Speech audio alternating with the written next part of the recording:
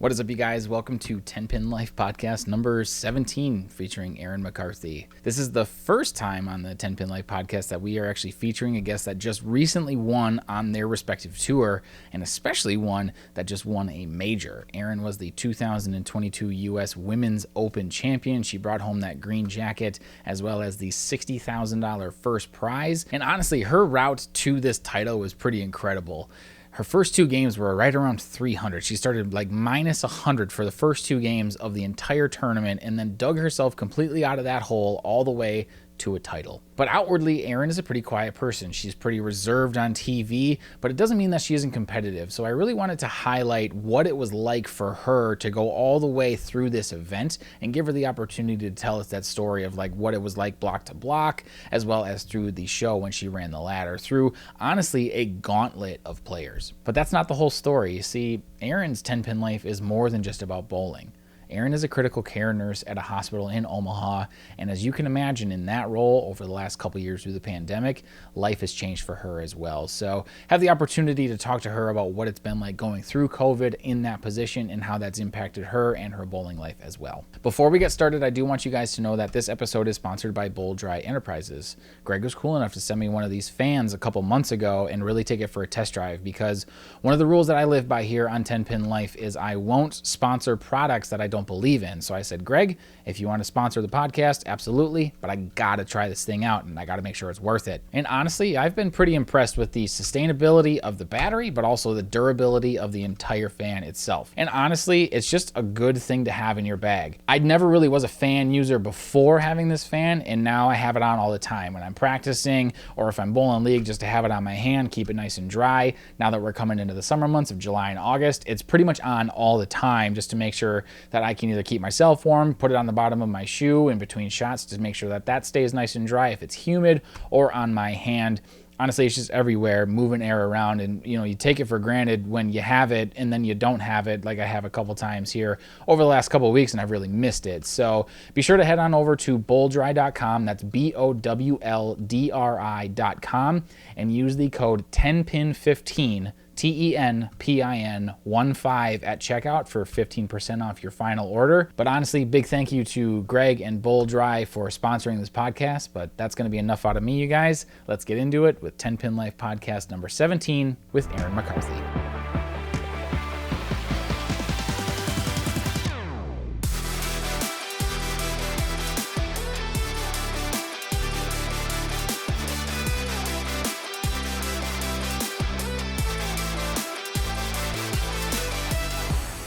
Erin McCarthy, you had a bit of a week last week.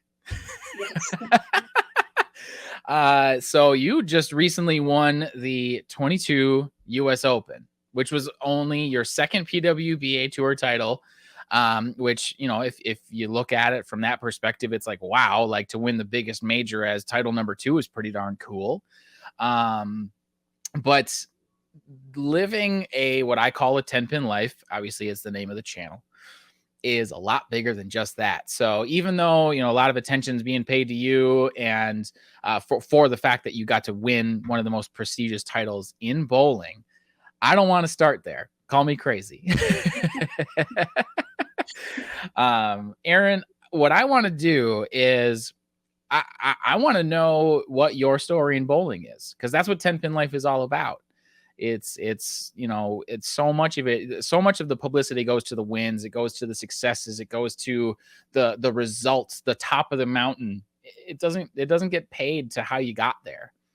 And I know that you've bowled since you were 2, and there's a lot of time between now and then. And I'm curious, what is Erin McCarthy's bowling story? So you're right. I did start when I was about 2 years old. My parents bowled in, I think it was either like a Friday or Saturday night fun league. Not competitive whatsoever. They didn't bowl anything other than that. But they always used to let me bowl afterwards, and they put me in junior leagues on Saturday mornings.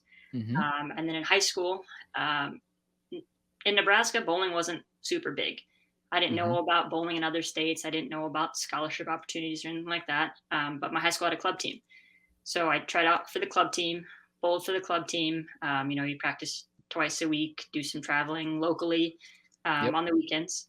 And then it wasn't until about my sophomore, junior year of high school, someone asked me about the Greater Iowa Scholarship Bowling Tour, which obviously right Mm-hmm. next door in that state. Mm-hmm. But I said, sure, why not? It was on a house shot, and I started to get kind of, I guess, if you want to call it competitive with that. Um, and I had my ups and my downs, and my parents were convinced that I needed to get a coach if I was gonna, Yeah. continue doing this. But Yeah. me being 16, 17, I know everything, so I don't think that I I need a coach. But needless to say, they won. I reached out to someone named, it was Jamie Martin at the time, but Jamie Rangel is her name now. Mm-hmm. She actually bowled for Nebraska on some of their championships teams. Mm-hmm. And when I was a sophomore, junior in high school, I didn't really know that college bowling was even a thing or even an option Yeah. at that time. But Mm-hmm. Jamie obviously led me in that general direction. I worked with Mm-hmm. her for many years. I ended up going to Nebraska. I only bowled there for 1 year, stayed for Mm-hmm. 2, but then I transferred over to Midland Mm-hmm. University. So that's where I Mm-hmm. really realized that, there's a lot that bowling has to offer, not just with Mm-hmm. scholarships, but with friendships and camaraderie and tournaments and all that good stuff. Mm-hmm. So I bowled in college, and I graduated in 2012. And then I decided, I'm not done with school yet. I'm going to go back for another year of schooling to get my nursing degree. So Yep. I did that, and I finished, and there wasn't really a lot to bowl for women. You had your Yeah. local events and your amateur tournaments, and you still had the Queens and the US Open, but there was no tour. So I Mm-hmm. went basically straight into the workforce when I was 23, worked at the hospital and was working full time. And then, of course, they announced that the tour's going to relaunch. And I'm Mm-hmm. like, how am I gonna do this? Working 3 shifts a week and doing the tour. And Yeah. they released the schedule. I'm like, well, I think I can make this work. So I ended up the first 2 years, I would work Monday, Tuesday, Wednesday, go home and shower really quick Thursday morning, get on a plane, go bowl the tour, and come home on Sunday, do some laundry, and repeat it. Not not very successful. I was gonna say that's so much. Yeah. So the first 2 years, I had some caches. I made the Queen's TV show in Mm-hmm. 2015. Uh, Partial luck, partial matching up, partial just good bowling. I'll take it. But that was really my only success that I had for the first year or two. Mm-hmm. And then I realized this isn't going to work. So I said, well, bowling is not going to be there for forever. Work will always be there forever. So I Mm-hmm. kind of dropped down to part time, if you want to call it that. So that way, on the weeks that I had traveled, I could work 1 or 2 shifts, 2 shifts, at least 2 shifts at the beginning of the week, but still have a day in Mm-hmm. between the travel. And Yep. bowling wasn't always my long term goal. I had planned on going back for more school. I wanted to be Mm-hmm. a registered nurse anesthetist. Oh yeah. That takes away, you have to give up your life for about 3 years. Mm-hmm. So every time I tried to take a step back from bowling, something cool would happen. So the tour relaunching, and then I made Team USA, something that I didn't think I'd ever do. Yep. And then after that, I won team trials. So every time I tried to just take a step back, it just something happens that reeled me back in. Just pulls you back in. Yeah. Yeah. Nice. So fast forward 7, 8 years, and I'm still Yeah. working at the beginning of the week. I'm still traveling at the end of the week. I've just somehow found a better way to balance it. But I So don't you're think I ever. you're Sorry, go still maintaining kind of that split week thing during the tour time? Yeah. I used to, when I was just by myself, me and my dog. Sleep was super important to me. I would just sleep all the time before I would work. And now I Yep. realize that doesn't really work that well with a family and 2 Yeah. dogs. So I try to just get some practice sessions in either before work or before a tournament, even if it's 20 to 30 minutes. But I've somehow figured it out to get me this far, anyways. Yeah. It's working for you, clearly. I mean, I guess, how would you assess your season previous last week? I mean, how do you feel like it's gone for you? Um, I Consistent, I guess you could say. Mhm. Obviously, I'm super competitive. I Yeah. always want to win. I always want to do well. But at the same time, I know that what you put into it is what you get out of it. So I Mhm. would be a fool saying that I should be on every show. No, I didn't. I didn't put forth that effort that a lot of those women do, and a lot of the Mhm. time that they put in. So I put in what Mhm. I can, and I always want the best results. But again, like I'm true to myself. I'm realistic. I know that that's not always a reality. Mhm. So to win the U.S. Open this year, again, just one of those things that reels me back in, that makes me wondering Right. what the future holds. So Yeah, absolutely. Normally, I like to finish these conversations with that last big W, but I think it's a natural transition because it's so proximate. Like this is it's you just did it. Like I want to know. Like I went back today and I looked at the numbers, and the worst spot that you were in at any point at the end of a block was 21st, but that was, I believe, the first block, and then seventh or better the whole time. And it was like, so one of the things that I think a lot of the commentary, and I don't know if you listen to the commentary, I don't recommend if you listen to the commentary because most of the commentary in bowling, including myself, is probably garbage. So either way, but it was, you come off as very, very even keel, as there's not a lot of high peaks, there's not a lot of or low peaks. It's very, very, very consistent. You say that you're a very competitive person, so there's probably some people that are sitting out in the world. It's like, man, I'd love to see her show it. It's like, well, competitive is different, right? Like we all do it our own way. But that was how I saw the numbers for you at the US Open. It was like, it was just bobbing. It was, you were never out of it. And you were like just in it like the whole time. So like, what was, before we get to the last 4 games, what were the first 56 like? I mean, that was a grinder of a tournament. so honestly, the first 2 games of the entire tournament, I believe I went 160, 140, and I'm in the first squad. I'm in A squad, so obviously there's 2 more squads, but Yep. this tournament doesn't allow for electronic devices. Mm. At the U.S. Open, you go 99 under for 2, and you're like, how am I going to make up this many pins on this Mm-hmm. pattern when I just did this? Mm-hmm. Part of me wanted to get the cell phone out and start looking at flights, to be honest. I'm like, what am I going to do? I had my ball reps there, Nathan Bohr, and Andrew Anderson was actually there day 1. So of course Nice. I'm venting to Andrew next to me, and I'm like, this is impossible at this point in time. He's like, there's plenty of games left. I'm like, but you don't understand. I'm minus 99 after Mm-hmm. 2 games. I went through, I think, 6 or 7 bowling balls, and yeah, it just wasn't good. It wasn't a good Yeah. start to the block. Yeah. But then, I kind of thought about it. It is 56 games to get to the It's a TV lot. show. Everyone's going to have those bad games. I just happened to dig myself in a deep, deep hole to start the week. So I Just guess to start. in a Yep. sense, I had nowhere to go but up, Mm-hmm. technically speaking. But I just tried to stay super patient. I'm not a very patient person when it comes to bowling. I know I can come off somewhat even keeled. Yeah. But those who are super close to me and my good friends know that that's not what's going on in the inside at all. Yeah. So I think patience was a virtue. And I always say that, I want to be patient. I want to make my spares good shots. It's one frame at a time. But Mm-hmm. it's not often that I actually stick to that process for the entire Mm. event. And I think I did that, which is why it was successful that week. And you actually, so in some of the interviews after you won, you referenced that game plan a lot, like just the idea of a game plan, and that historically it's hard to stick with that. Was that the game plan that you were referencing? If it's just like, I just need to throw one good shot a bunch of times. Yeah, yeah. I had talked about I've made the TV show twice before, and it was Mhm. an epic failure. I mean, there's no other way to put it into words. I'm a fast bowler to begin with. I don't Mhm. doesn't feel like it. I feel like I'm taking forever, but in reality, I don't take very long at all in comparison to Mhm. some.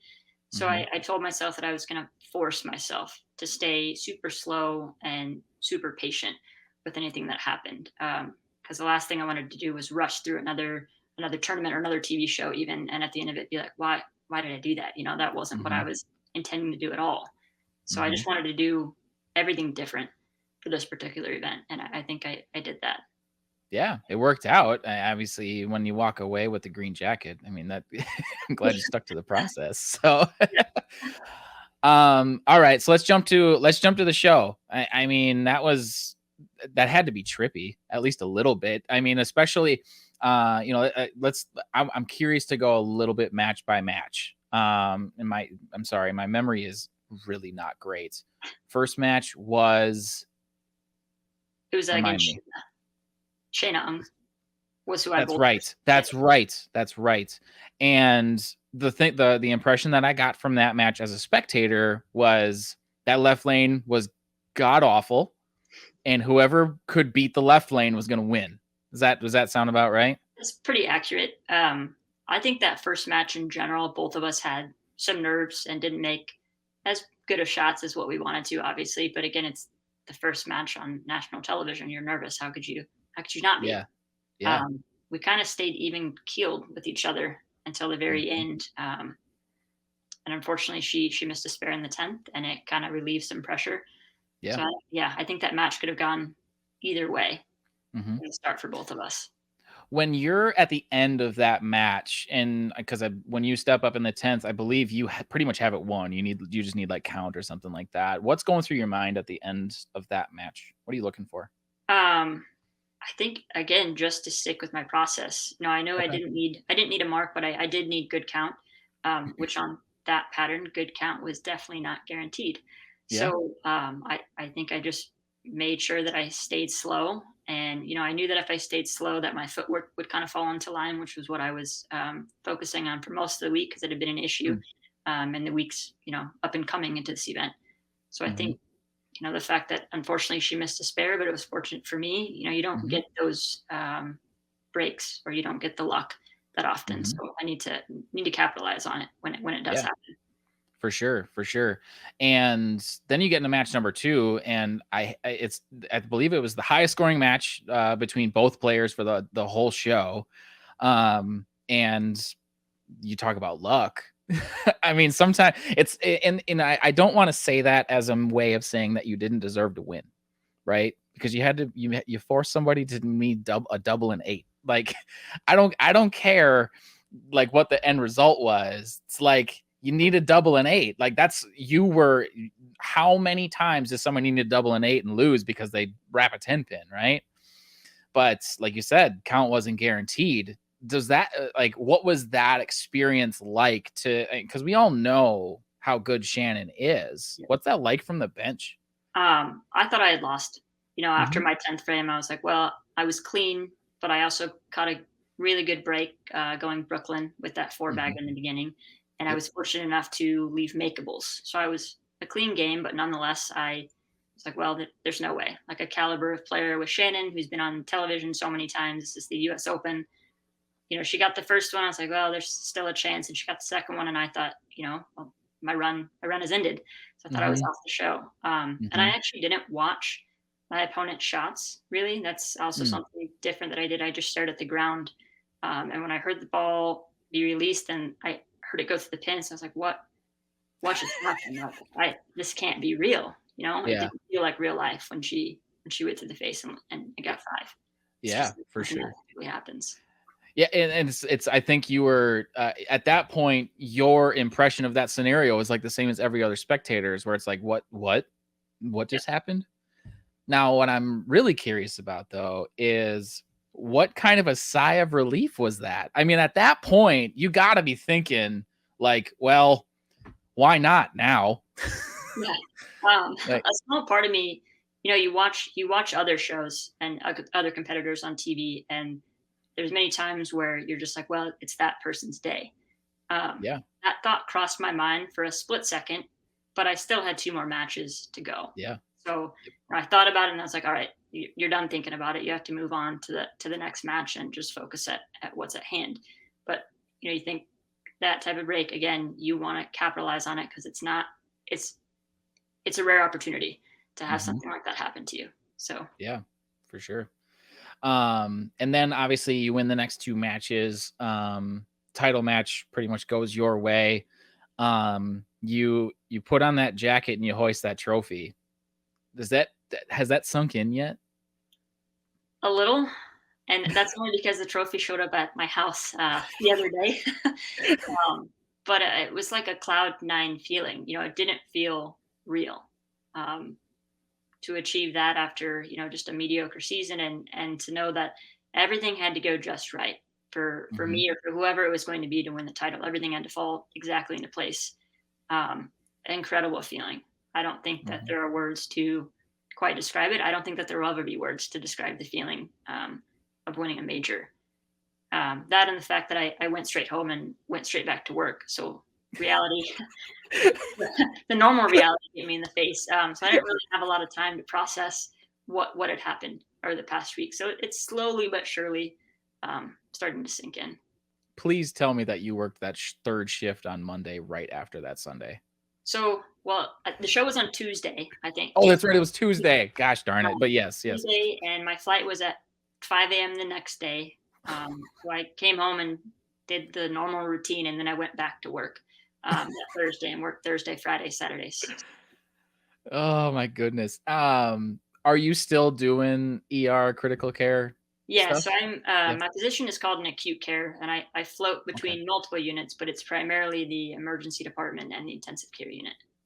Okay, gotcha. So it's still basically the same thing that was happening in 2020, which I think a lot of people are aware of, which we'll get to because there is one more question I have about that Tuesday, but I didn't want to miss that opportunity because I had somebody that really wanted to know about that because Yeah. she also works in healthcare and wants to know how you do it.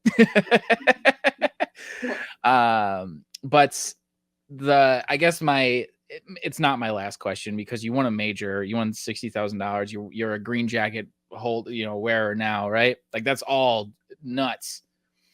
But you talk about these things, this win and this whole scenario sinking in.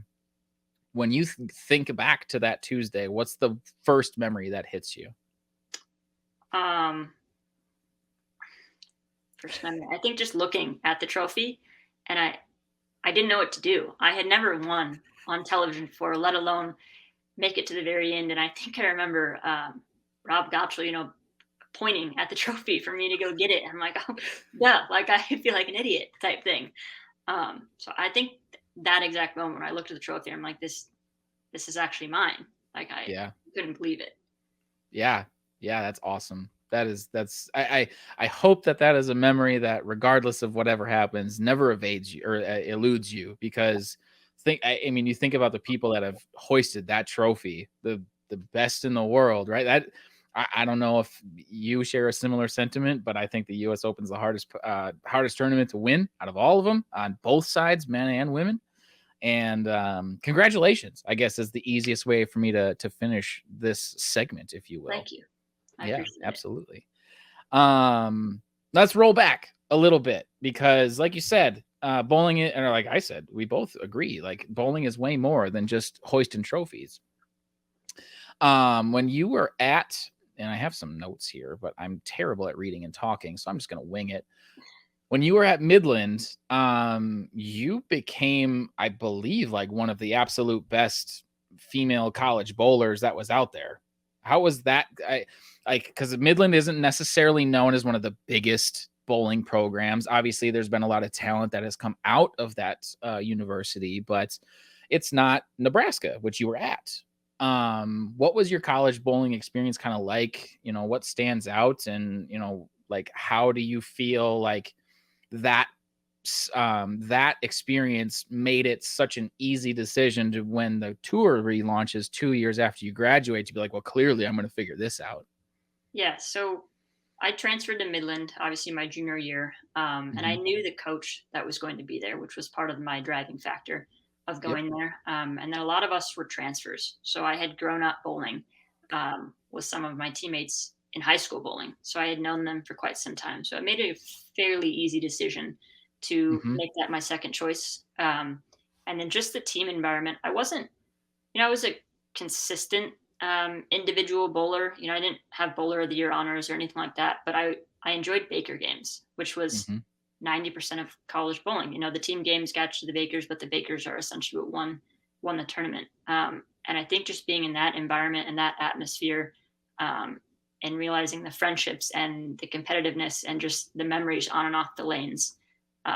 No one will ever forget their college bowling days. I don't know if some people want to go back and relive it, but it's nice to look back on and see, where you came from and your roots essentially. So when they relaunched the tour, just my competitive nature, and in the sense that, I would love to bowl against some of these women that I bowled in college, I could not give it a go because you don't know. We didn't know how long it was going to be around for. We didn't know if this was just going to be a 1, 2, 3 year deal, or if it was, going to fold again, unfortunately. Right. So the fact that it's still here 7 years later, it's pretty cool to think about. Do you have a specific memory from college bowling, whether competitive or otherwise, that stands out that you remember and it's just like maybe super fond, or maybe one that wasn't so great and you learned a great lesson from? I think so. In 2012, we bowled incredibly well at nationals. Mhm, We ended up making the TV show and getting mhm, second. So I think mhm, that, and being so close to home, because it was at Lincoln that year, which is just 45 minutes away from where I grew up. So the fact that my mhm. family and friends could be there too, and a lot of my teammates are from Nebraska, so we had a large fan base, and I think it was just super exciting to be able to bowl so well and to make it to that TV show. We Mhm. didn't win, but still the memories that come along with that, that's something that you don't forget about. Yeah, for sure. And you won MVP for the whole ITC that year, or that for that event that year too, which is needless to say, considering the talent that is in that room, like that's a pretty high honor. Was that something that you ever would have expected, like out of yourself, knowing what that is, what it takes? No, I honestly, when they announce those names, you half pay attention to that and you half don't. So Yeah. if you hear your name called, you're like, well, hold on, what just happened type thing. I'm there for team event. I don't really think about it as a singles type thing, especially at the national championship level. So it's kind of like the icing on the cake, but it's not Yeah. something that I focused on or even thought about how I was doing individually Hmm. during those types of things. Because like I said, it's all Baker games, so Hmm. you don't really realize it until it's over. Yeah, for sure, for sure. But that's kind of, I mean, not that you don't have team-based competition now. Like obviously there are elements to that. You've got it's not Baker at least to my knowledge, but you're going to get the bowl with AJ here in a month or so. Um but it's that's a big difference. I know, at least for myself, like I'm a pretty competitive person individually, but when it comes to team like Baker style bowling, like my fire rages a lot hotter. Like I get where you're coming from. Yeah, What was now obviously you bowled the tour for a couple of years. Like you said, you made two you make Team USA in 2016. You win USA Team USA trials in 17. But all of that's happening at that point is individual type bowling. Was there I know you mentioned you're a competitive person, but was there a transition that you had to go through to maybe find some extra fire, like, or something like that outside of the Baker context? yeah, I think it's a lot different, like you said, with individual bowling. Mhm, If you're struggling, you don't have your teammates to lean on, and at the same time, if you're doing mhm, well, you're celebrating with yourself, mhm, essentially. In a sense, when you first get out of college bowling, it's almost lonely. I mhm, think that's the best way that I can describe it. But you just have to figure out a way. You have to figure out what works for you and what doesn't work for you. Team bowling is it for some people. They don't want to go on to compete individually. But mhm, I just think the fact that I'm so competitive, I could not do it. mhm, And then, when you're competing on the lanes, yes, it's an individual tournament, and yes, you're competing against other people, but a lot of those people are still your really good friends. mhm. Um, you might not be acting like it on the lanes, and some people might not know it, but just being amongst them and competing is special in a sense. How is that? Like, I've noticed that really, like, I mean, maybe the women are just generally friendlier than the men, but having been around both tours, like, the guys that are friends, but it seems like most of the women are at least respectful, if not like legitimately just friends. Like, does that just come natural, or is it something that you guys kind of work on together? Um, I think for most of us, it's kind of a natural thing. I don't Hmm. really think about it. For instance, Jordan Richard, I had to bowl her on the TV show, and she's Hmm. in my wedding in a couple of months. So, in a sense, going into if you're bowling head to head, obviously you want to win. But if Hmm. you lose a match against one of your good friends, you're like, well, I can at least be happy for that person. Yes, it sucks for me if I lose or the other person if they lose, but at the same time, you want to be happy for your really good Yeah. friends. It's hard not to want that for them, and it's hard not to want them to be successful, just as it's hard to not want yourself to be successful. It's Yeah. kind of a lose lose or a win win, whichever way you wanna look at it. Right. Well, and that was that was the thing that I noticed when I was watching the show, like that Jordan went from bowling, so and then all of a sudden she's right behind everybody. And it's like, well, clearly it's like she has a vested interest in one of these two players. I didn't know that it was you, and not that we needed to know, but that was such a cool under the radar highlight of that whole thing of, because anybody that's competed in anything, to have lost a match in the US Open, to lose your chance at that title, that at the very least what's going through her head probably isn't too great. Right. Like, and the little bit that I know about Jordan is like, I know she's a little bit more outspoken than maybe some other bowlers when she's bowling like crap. I've seen it. But that's pretty cool. And it's one of those things that you don't really want to take for granted, because it doesn't exist everywhere. It is one of those, and even still, I take it to the bigger picture. I think one of the biggest things that the women's tour, that the players committee did ever in bowling, was distributing the money even greater. And that, I think, is just a call to how unified you all are.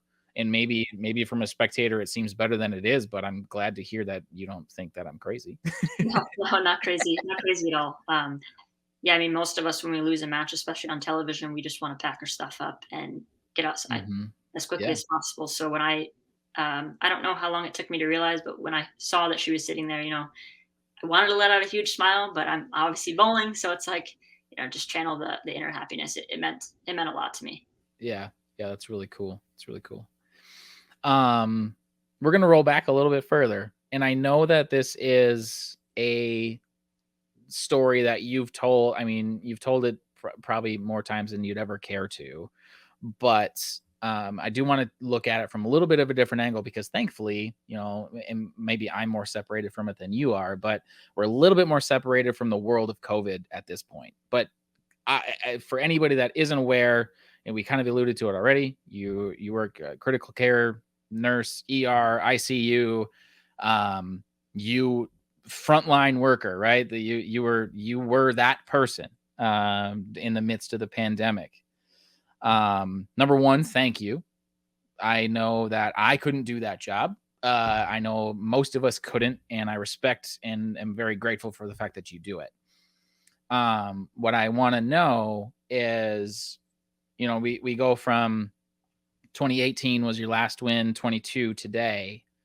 Was that experience of going through that one that changed you to the point, of number one, you noticing, but also two, changing you in a positive way? Like, how have you utilized that experience in a way to better yourself as a person and maybe even as a bowler? Yeah. So 2020 was hard for everyone. Mm-hmm. It, everything that everything that everyone once knew was gone, Mm-hmm. essentially. If not for a couple months, it essentially for the entire year for most of us. There was no tour. So when you go from doing something that you love and that you know so well, to it just being gone in an instant, without you having a say about it, it really makes you take a step back and learn what not to take for granted. So, Mm-hmm. you don't think, oh, bowling will always be there. Well, no, obviously Mm-hmm. it won't. There's a lot of things that people missed out on. So I think, in a sense, going back on tour in 2021, myself, and I think I can speak for other people too, we were just grateful to have Mm-hmm. some normalcy, even if it Mm-hmm. was a little bit different. There were no fans allowed, spectators allowed for that first part of 2021, which was odd.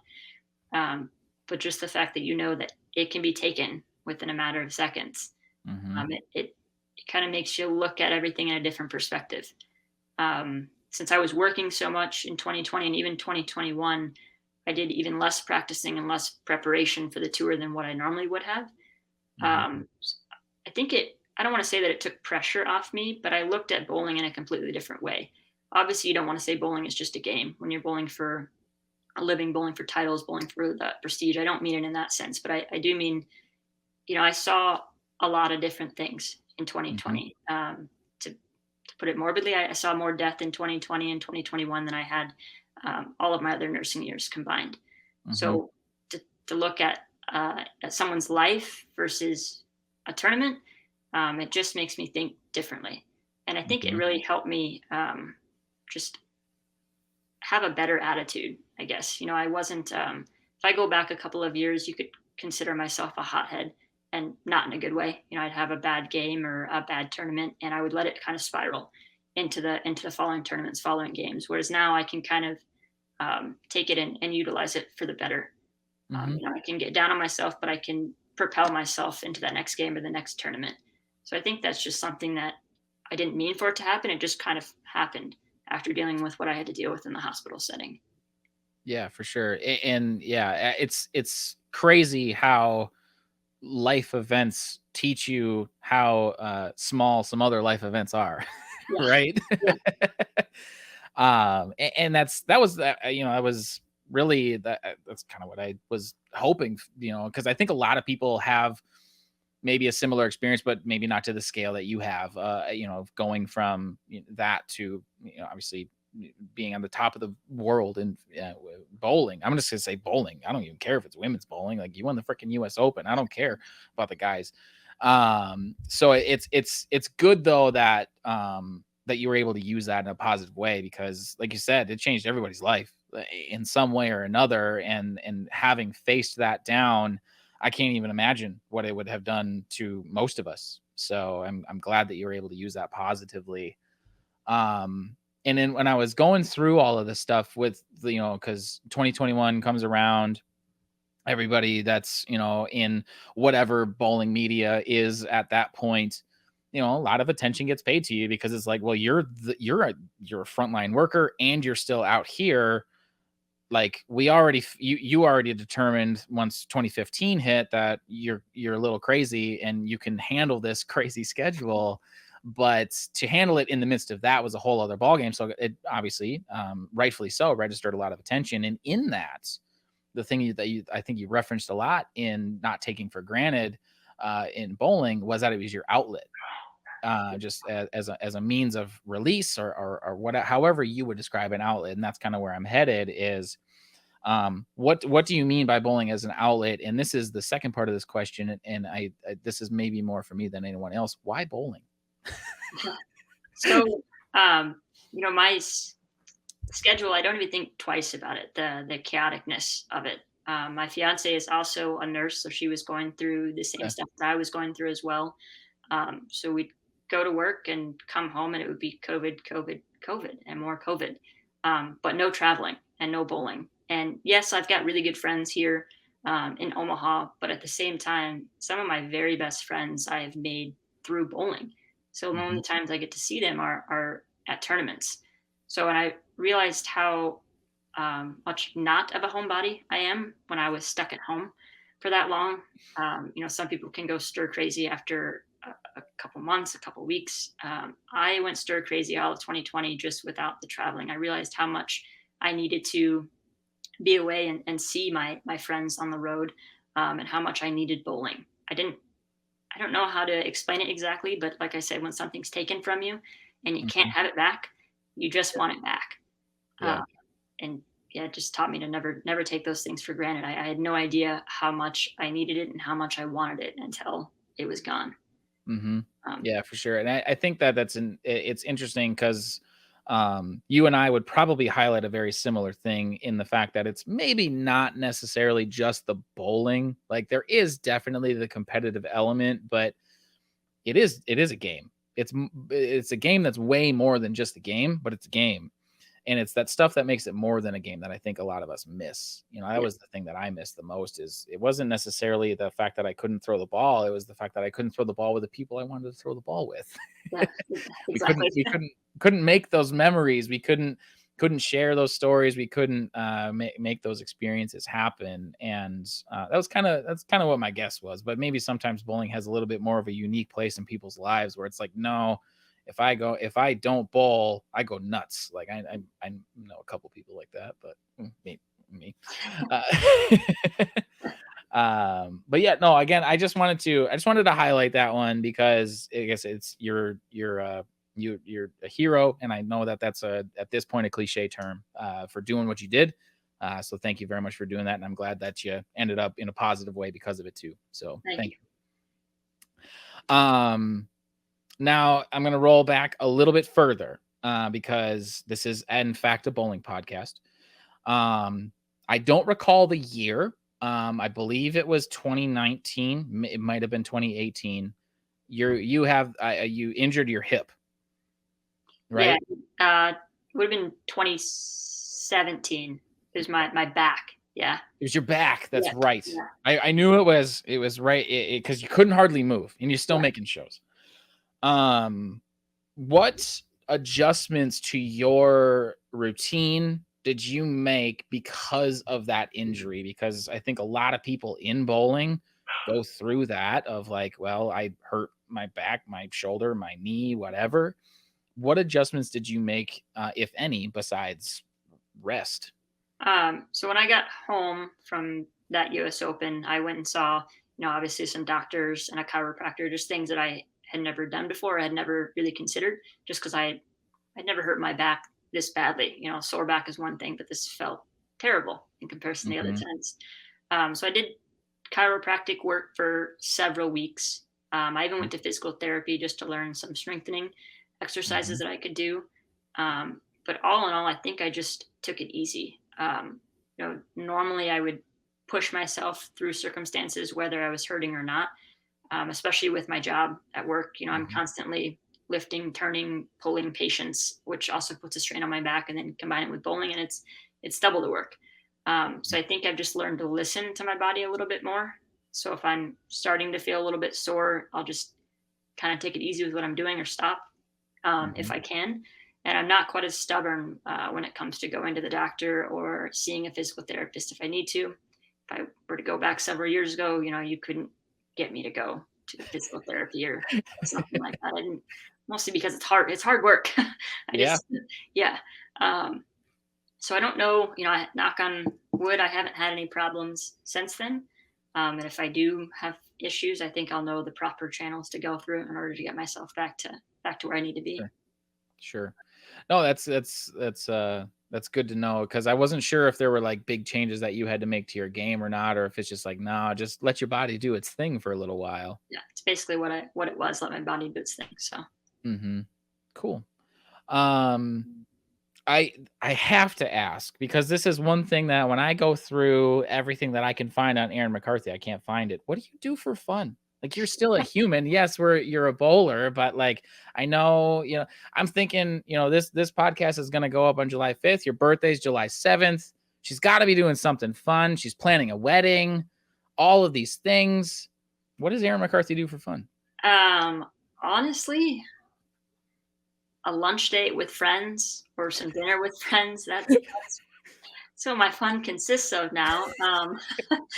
I guess that's one of the sacrifices I made when I chose my schedule. The fact that I was going Yeah. to balance hospital work plus bowling, it kind of gives up a lot of my time. I try to Hmm. schedule piggyback some vacations off some of the trips that I do. For instance, we were in St. Petersburg earlier this month, so we stayed a couple extra days and just relaxed on the beach. That is my like prime vacation. If I can just sit on a beach near the water uh, with a drink, whether it be alcoholic or non, in hand. Yeah. That's my ultimate vacation. So That that makes sense being from Omaha. yeah, yeah. There's not a lot of options for that here. I love it. I love Yeah. it. One of the things that's I always curious about talking to folks that have ventured their way to the top of the mountain is what advice they would give to their younger selves. So if you had to look back, 2015, 2016, you're kind of grinding through those first couple of years, or even maybe before that, that time in your life where you turned some corner somewhere. What advice would you give to your younger self? Just relax. I would get so angry and so tense after a bad game or even a couple of bad shots, and I would, whether it be blame myself, blame the ball, either way, I couldn't get myself out of that rut. I couldn't be patient enough. I couldn't relax enough to just say it's just a bad game. Like there's plenty Mhm, of plenty of other opportunities to make it up. So I think that would be the biggest thing. And mhm, even I used to read books, like mental books, even mhm, throughout those years, and still it wouldn't. I would read it and understand it, but I wouldn't apply it. It wouldn't Yeah. stick. And I think now, and I think maybe COVID helped me out with this. Now I'm actually starting to apply it and listen to it and stick with the process of that. Wish I would have learned it a long time ago, but better late than never, I suppose. Yeah. Do you have a book or a resource that you appreciate more than maybe some others or apply more than others? So one of the ones is Mind Gym. It was recommended. I know a lot of people have read that book, but Mhm. that's probably one of the first books I had read, so it's really stuck with me. I've got some other ones I can't even think of the names, but I have a small stack Mhm. downstairs that I've read from time to time, or that I'll pick up and read if I feel like I need to pick me up or some sort Mhm. of different perspective. Yeah, for sure. That's one of those parts of the game where it's so hard to practice. It's so hard to create those or implement those resources because like you said, you talk about physical therapy and strength training and all that to fix an injury being hard. Well, the mental game is equally if not more difficult. So it's just one of those when folks mention that they have a strong, now they are implementing. I'm always curious because I've read every book under the sun as you can think of with that sort of stuff, but I share a similar struggle of application. Yep. It's so hard to be like, yeah, I'm going to stick to this process, and like you said, you kind of highlighted it. It's like when I stuck to the process, it worked. Yeah, that works. Does being referred to as the female EJ ever bother you? No, I actually embrace it fully. That's perfect. I think there was this Proprietors Cup several years Hmm. back now, where someone decided to get a picture of both of us back to back, and it's over the internet in a couple of different places. But yeah, Oh he's yeah. my brother essentially. Yes, yes. I just the first time I heard that, I was like, well, if the shoe fits, I mean, especially when you made the switch to motive, I think that was the final, like that was the straw that really put it all together. Yeah, yeah. No, What I was I embrace it.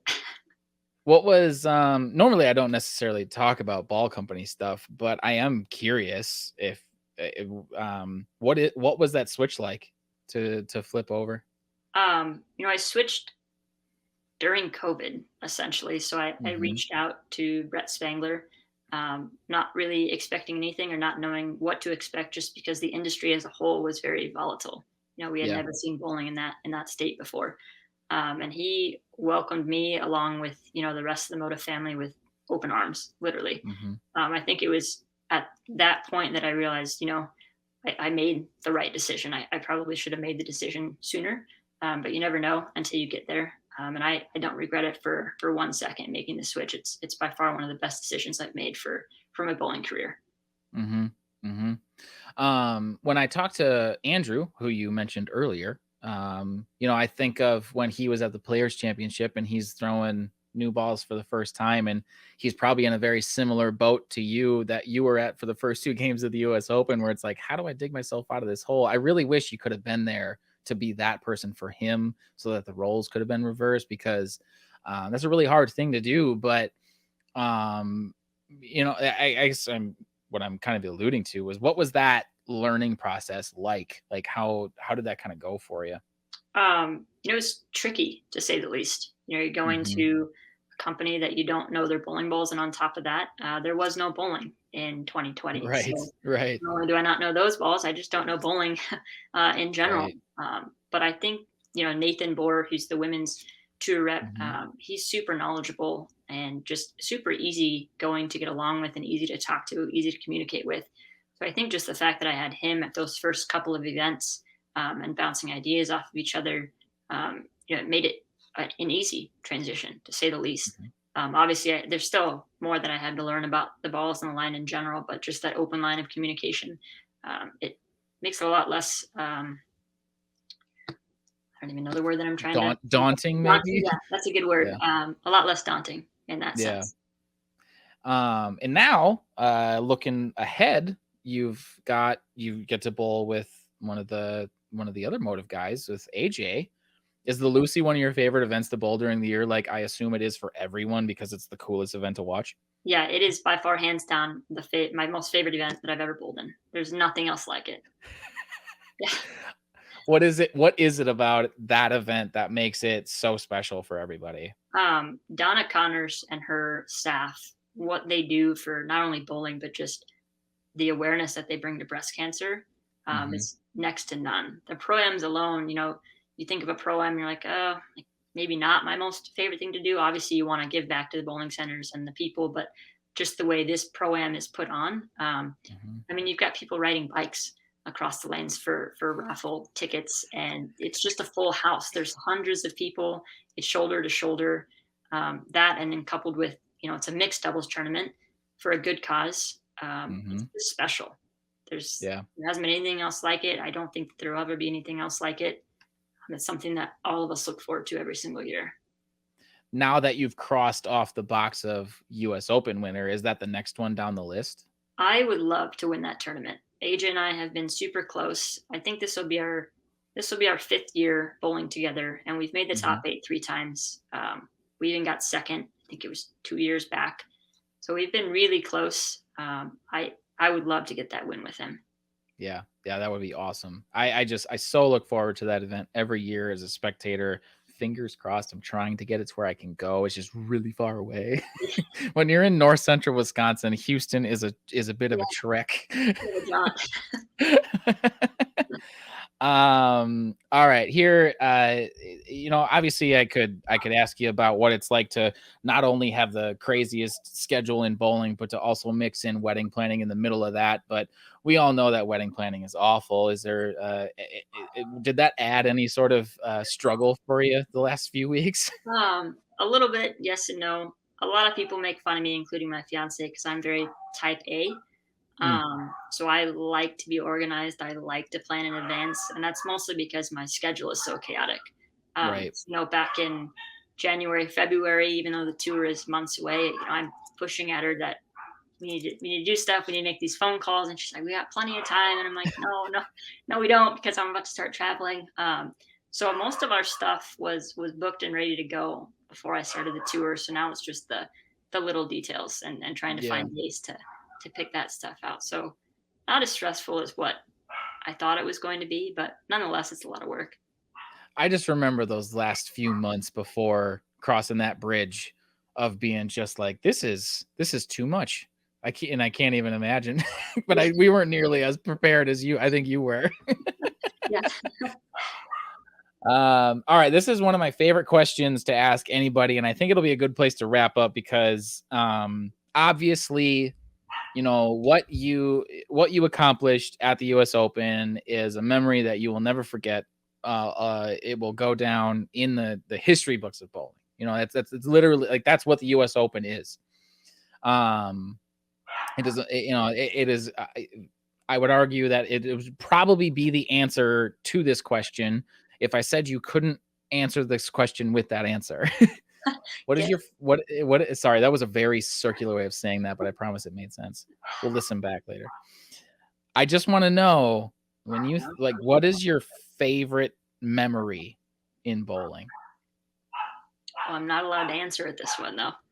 You're not allowed to answer as the winning of the US Open Favorite memory in bowling. outside of that, because that obviously takes the cake, at least Yes. right now. Hopefully you can beat that memory someday in the future. But like, I just want to know, what is your favorite memory outside of that?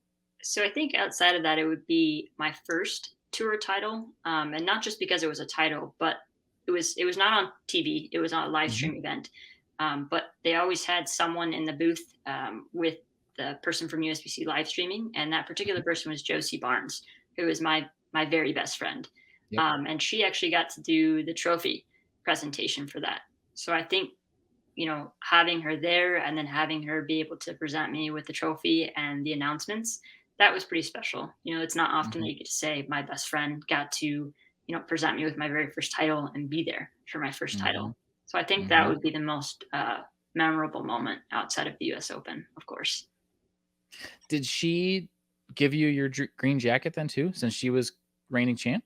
She didn't. She actually had to go home. She had a flight basically the next day to Sweden for Oh, recruiting type stuff. So okay. yeah, Carolyn Gotcha. Dornbauer though was there for that Yep.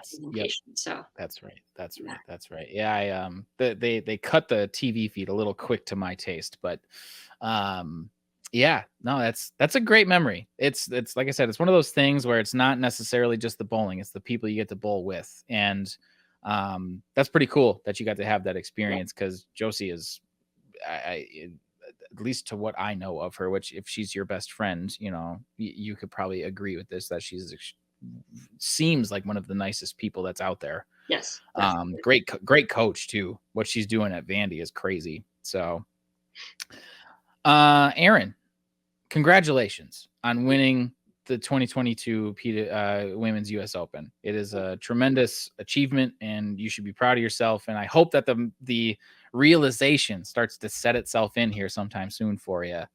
Yeah, yeah, for sure. I appreciate it. Thank you so Yeah. much.